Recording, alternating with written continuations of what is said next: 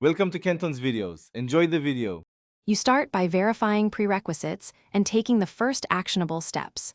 Connect your camera and mic, then open Custom Cast on both devices. This lets them pair over the local network. Once done, copy your stream key into the desktop companion and pick an encoder preset that matches your upload bandwidth.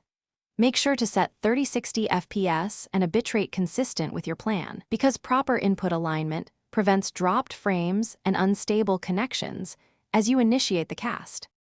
Once paired, you move into the complex middle steps, building scenes and configuring sources. Add your camera, screen capture, media files, and overlay assets, then balance levels in the audio mixer so voice and game sound are clear. Next, assign hotkeys and set up transitions for fast switching. This reduces on-air mistakes.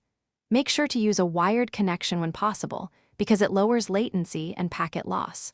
Finally, test scene transitions and monitor CPU usage to avoid encoding overload mid. You finish by going live and applying final checks.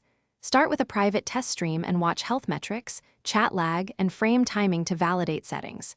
If you see dropped frames or stuttering, lower bitrate, drop resolution, or enable hardware encoding to offload the CPU.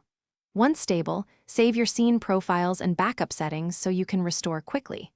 One key troubleshooting tip: if audio drifts, resync via the desktop companion's offset control rather than re-recording to preserve timing.